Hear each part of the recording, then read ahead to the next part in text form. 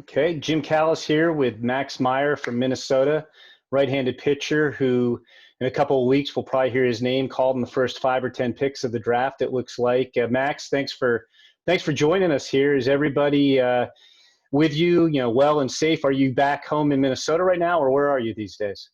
Absolutely. Yeah. Thanks for having me. I'm back in Minnesota.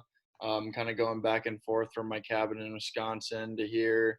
Everyone's doing good. I'm on a good schedule, good routine. So yeah, everything's pretty good.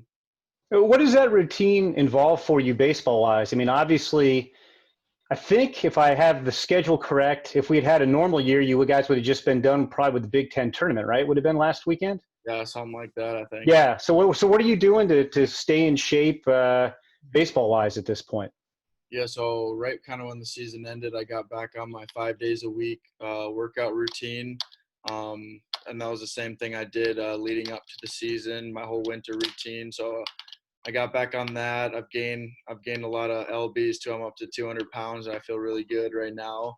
And yeah, I just started on my return to throw program, so that's going well. It's been about 3 weeks on it, but yeah, I'm just started wrapping up to 4 times a week instead of three. So yeah.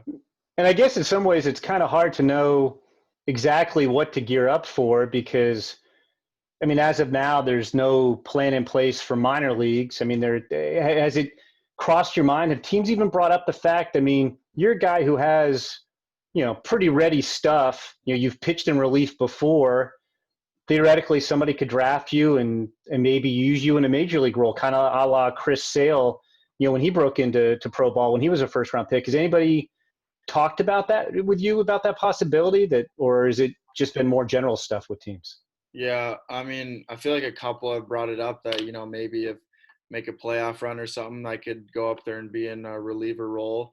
But yeah, I mean, I haven't talked about that too much. And, I've kind of been just doing, the same stuff that I've been getting ready to, for the season. So it's just my same workout, same routine. I'm not like preparing to throw, but, if they ask, I'll always be ready.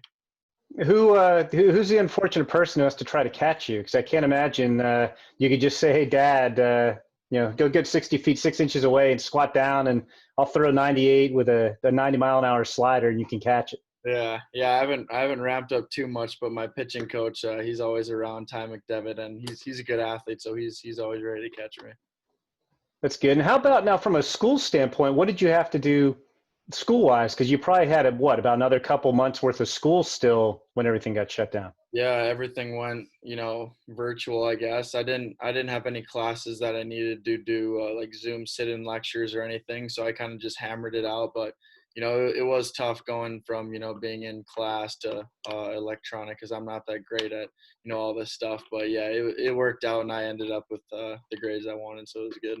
Well, that's good. That's good. And what are you doing for fun? Obviously, probably more free time on your hands than you thought you might have. What are you doing for fun these days to keep yourself occupied? I actually just went to my buddy's house in Bemidji, and I was fishing there all weekend and playing some golf. But yeah, I've been pretty much fishing and playing golf and playing video games with the boys too a little bit. So yeah, I've been pretty busy, I guess. What's your handicap golf-wise? How good are you at golf? I shoot about I'm about an 80 golfer, so not bad. Not bad at all. So, obviously with the draft this year, probably a lot different than it was for you coming out of high school. Yeah, I know from talking to teams back then, teams knew who you were. You kind of faced two things that's tough draft wise if you're a high school right-hander and if you're not like a 6'4" right-hander. Did you? Yeah, I know you got. I think it was the Twins in the 34th round. Did you get a lot of interest from teams in high school, or was it more kind of cursory? Hey, like your arm. We're going to see what happens when you go to college. What was that process like for you 3 years ago? Yeah, I mean, nothing really. I guess you can't really tell when you're dealing with like a 6 foot, 150 pound kid. Like you never know how he's going to turn out. But yeah, it was just. I guess I didn't even really know that the draft was still going on. I was on my way back from like, I think like shopping at a mall with my buddy, and I get a call that I got drafted, and I was like, "Are you kidding me? Is there still a draft even going on right now?" But it was fun. I wasn't. It was, I guess, like a courtesy pick for the Twins. But yeah, it wasn't anything like it is now, I guess. Did you have your heart set on the draft at all in high school, or did you pretty much know, hey, I want to go to college, I want to be a gopher, and we'll see where that takes me? Yeah, it was 100% go be a golfer and turn into a better ball player. I really thought I had no chance of even getting drafted, but it was a cool experience to get picked by the Twins. So you began your college career as a closer. You had a lot of success as a freshman, both at Minnesota with Team USA. You begin your sophomore year as a closer, and then you kind of transitioned to starter on the fly. How easy or difficult was it to make that transition? Because it wasn't like that was the plan in the offseason and they geared it up for you. I mean, you opened the season and actually closed for a while, and then it was like, okay, we need you to start. We need to ramp you up pretty quickly. How easy or difficult was that process? Honestly, for me, it was really easy. Just I guess the only thing that was a little difficult was, getting out there and throwing 50 pitches, 60, just keep building my way up to about 100 and something. That was the only kind of challenge, and how I had to just throw, I guess, my changeup more, because being a closer, you can pretty much dominate with one or two good pitches. So, I definitely had to work on that, and I made some strides this off season too. So yeah, I feel like my changeup's one of my best pitches now. But yeah, it was just figuring out how to be more efficient with my pitches and stuff. How much? I mean, do you have a preference starting versus relieving? Do you care one way or the other very much, or which one do you Um, like more? I mean, I love starting and trying to go CG, but I mean, I feel like I live for the moments when it's, we're up by 1 run and I'm coming in the last inning. It's just, it fires me up and I feel, it's like the best feeling in the world going out there and shutting one down. And then I know, I mean, I know you've gotten some regular at bats for the Gophers too. Is part of you kind of hoping you get drafted by National League teams? Do you get to hit a little bit, even though Universal DH might be coming? Is that in the back of your mind at all? Yeah, we kind of joke around about it, but yeah, I'd love to go, NL and start hitting a little bit because that's been part of my routine pretty much my whole life. I feel like I've dedicated more of my time to hitting rather than pitching. So yeah, it's gonna be fun to see where I end up. I'm going to assume that if you were facing yourself, pitching Max Meyer would probably have the advantage. How would hitting Max Meyer approach trying to hit off pitching Max Meyer? Oh man, I mean, I definitely go out there and try to G hack one, try to run into one as a hitter. But yeah, it'd be a tough AB. But I don't know how it'd end up. I try to definitely be swinging out of my shoes. Are you looking fastball so you can stay away from the slider if you're hitting against I might yourself? be sitting slider low and away, maybe hit a back foot one out of the park. I don't know. Gotcha. In terms of, I always like to ask pitchers to kind of give a self scouting report. If you were ranking your pitches in order from most effective to least effective, best to worst, however you want to call it, how would you rank your pitches? I gotta say my slider being my best pitch. I can throw it on two different planes, and I feel like I can spot it up like honestly 100% of the time. So that's my best pitch. And then it's a kind of a toss up between my fastball and changeup. Like this winter, I felt like I was every time I threw it, I was just getting swings and misses, and I felt so good. But I couldn't use it too much because honestly, I felt like I was speeding the bats up a little bit when I was throwing it because my velo was so up. But yeah, I mean, definitely my slider and then my fastball and change. I feel like are right neck and neck. Have you been surprised at all at the progression of your stuff? Because a lot of times, obviously when you go from reliever to starter, you guys, level off or kind of stay the same. But it seems like you're actually throwing even harder now, like both fastball and slider wise, from what scouts were telling me, than you were as a closer. I mean, not that you were, throwing 88 miles an hour as a closer or anything, but I mean, I had reports, I mean, kind of 92, 97 all spring.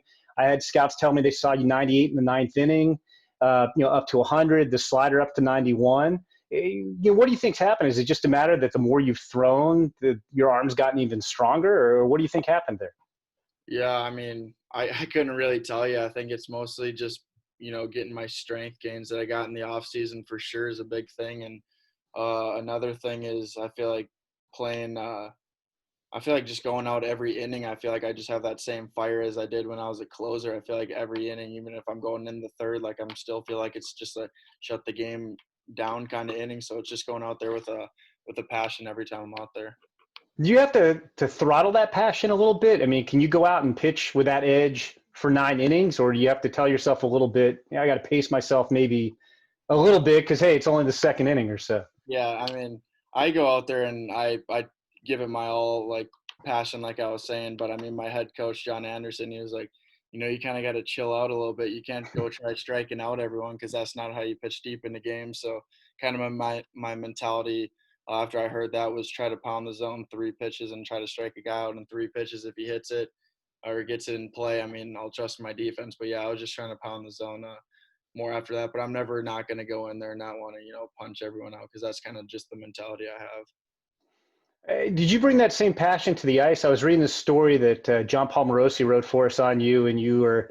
It seemed like you were with a chuckle saying how your last year organized hockey, you led your team in penalty minutes. Yeah, that's probably my most. I mean, I love that the most about me going out there and leading the team in penalty minutes. Kind of a grinder, greasy mentality, and I've always been a guy that's going to go out there and kind of lay it all out on the line, and whatever it takes to win, kind of guy. Gotcha. So obviously this year, I mean, everything's much different than it would have been, say, a year ago, or hopefully, next year. Usually when I talk to guys this time of year about the draft, they don't pay too much attention to it because you've got your season distracted. You'd be involved. You guys would be coming off the Big Ten, waiting to find out. I guess we're recording this on Tuesday. Yesterday, everybody would have found out what regional they were in. It's different now. Do you find yourself paying more attention to draft chatter, or do you try to block it out? How have you been handling what everybody's been saying and writing and projecting might happen draft-wise with you?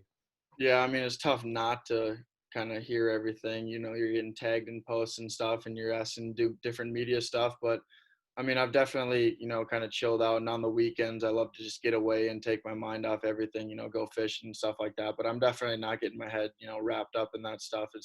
I'm a guy that's whatever happens, it's gonna happen. So I've been kind of just, whatever happens, happens, I guess.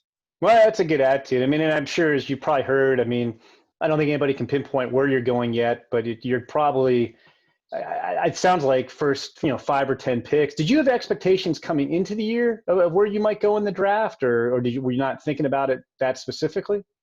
Honestly, like I couldn't even remember what I was thinking back then. It was pretty much just like all the gains I've made, like my velo in the winter, I was like just kind of like holy cow, like I was like 99 to 100 most of the pitches in there, and I was like, I just can't wait to see what happens this year. And it wasn't too much focus on draft. It was kind of like let's win some ball games. Like we could make a deep run. We have a lot of pitching, and we got bats that can produce runs this year, so we got a shot at something special. Yeah, and that's what the shame. I mean, from a college baseball standpoint, is there are a lot of teams. I know Florida was number one in the nation. I'm a Georgia grad. We had a team that was capable of maybe going to Omaha. A lot of teams had a lot of high expectations. We're off to good starts, and then unfortunately it ends so abruptly. One of the things that's unique with this scouting process this year is I don't think I've ever asked players before about the whole Zoom meeting process, which is now at least standard for 2020. How many different Zoom meetings have you done, and what has that process been like? Is it usually you and a couple guys? I mean, it sounds like from what I've heard, the guys go at the top of the draft. Sometimes it might be 5 or 6 guys in the Zoom meeting at one time with you. Yeah, I've had about maybe 10 or 11, and a couple are doubling back here, so it's gonna be. I mean, it's been. I'm honestly kind of used to it. It's weird to say that, but yeah, I'm kind of used to it. And they have anywhere from 5 to 6. A couple teams had like 8. Not gonna name names, but yeah, it was yeah, it's crazy. I mean, just to do this all over Zoom, and I feel like that's kind of the norm now. I wouldn't even imagine what it'd be like if we weren't in this, because what would they have, like 5 or 6 guys come meet me, and that'd be a lot different. But yeah, it's been cool to kind of have this experience. Yeah, well, I mean, it's a lot different because I think what would typically happen is teams wouldn't get the opportunity to talk to players like this at all. Like, maybe when your season's over, the teams that were most interested in you would bring you in for workouts, and then you meet with them kind of like right at the last second. But I mean, this obviously hasn't been the situation everybody hoped for, but I know one thing just from talking to teams, it seems like they feel like they've gotten to know players a little bit better. You get more time to spend with them. I mean, obviously, if you guys have just gotten done with the Big Ten, we're going to a regional, you're not going to be talking to 10 or 11 teams sitting down for an hour. You're going to be focused on baseball until the season ends. What do you think has been either the strangest question you've been asked in a Zoom meeting, or the question that made you think the most? Was there anything that kind of caught you off guard in any of these Zoom meetings? Nothing too crazy. But I'd say like the one that kind of I had to think the hardest was it was I don't really know how to say it. It was, do you love to win or hate to lose more, or something like that. and that kind of stumped me hard the first time. And then I said I hate to lose because I feel like just winning is an expectation I have, and I feel like I always have to win. And if I lose, it's like, I mean, I'm all in to win. Like if I win, I've already like, I mean, it's so hard to even explain Yeah. right now. It's just nuts. But yeah, I just feel like that was a tough question, and a lot of them are pretty easy background and kind of growing up, what you did, and also questions like I give them, what their organization's like. But yeah, it's pretty fun, kind of the questions that they have. Are you big into like the pitching technology with Rapsodo and all that kind of stuff? I mean, do you ask teams about, how they use the technology, and do they ask you how you use the technology there at Minnesota? Um, no, I mean, I've never been into technology. I've never picked up a weighted ball in my life. I've never really got on Rapsodo. So I guess the one question I kind of have is like, I'm pretty excited to figure out, where my balls like play more effective and more efficient, like where my spin rates play, and I have no idea like any of that stuff. So it's gonna be fun to learn here soon. So that's scary. So you theoretically could get better if teams can unlock some of that stuff. Right, that's right. So you were on Team USA last summer, Max, and I was looking at the roster. And I think there could be a total of 9 first-round picks in this year's draft from that team last summer. The team's usually loaded, and last year was no exception. And I always like to ask guys when you're playing with players like that, who stuck out to you playing on that team, either as a hitter or a pitcher or both, where you're like, wow, these guys are pretty talented. Yeah, I'd say, I mean, if I had to pick one guy, I'd say Heston Kjerstad. Like going in there, I mean, going in there, I didn't really know any of these guys really because I'm a, Midwest guy, and all these guys were down south. So, Heston just, all these guys that are like the top hitters in the draft, you can just tell they're different, just barreling balls, every single one they hit. And you can just hear different sounds off the bat. So it was fun. It was fun watching BP. I tell you that. Guys sending them 30 yards over the fence. So that's pretty special being there. How about, I mean, when you're on a staff like that, I mean, it was you and then, 4 other guys who could be first-round picks, and Asa Lacy, Reed Detmers, Cole Wilcox, Kate Cavalli were all part of the team last year. Do you guys pick each other's brains? I mean, you try to show it, like, hey, how do you throw that pitch? Or do people ask you? I'm sure, I'm going to suspect, Max, that you probably get asked, like, how do you throw that slider by some guys, perhaps? Yeah, I feel like for me, I mean, I didn't do too much like asking, how people like hold their stuff or whatever, their mentalities. It was kind of just like I was just more interested in what they do in their free time and stuff like that. I didn't really talk about baseball too much with them. It was just kind of trying to getting to know them better. But yeah, I mean, they've asked me a couple times about my grips, and I mean, I feel like I'm the only guy in the world that could hold the baseball how I do. It's so weird how I throw it, like choking it and stuff like that. But yeah, it was a fun experience, and I got to take a lot of memories away from it. So, well, thanks for everything, Max. It's been fun talking to you. It's good luck. I guess we only have about a couple weeks now before the draft, which should be a big night for you. And I know it's unfortunate this season didn't necessarily play out like you hoped, but I think you put yourself in good position for the draft and should be a lot of fun. How are you planning on spending draft night? Are you at home with family, or do you have plans bigger than that? I think I'll be at home, maybe my cabin, but yeah, I'll have some close family members come by, maybe some friends. I don't know how much people we can have in our house, but yeah, it's gonna be a great night. Yeah, well, good luck. Good luck with that, Max, and I'm looking forward to being able to see you again on the mound sometime soon. And in the back of my mind, I'm kind of rooting for one of these Chris Sales scenarios where maybe we get the big league season going, and see you in the big leagues, maybe even this year. That'd be awesome. Thank you, sir. I appreciate it. Okay, thanks, Max. Take care. Bye bye. Thank you. Bye.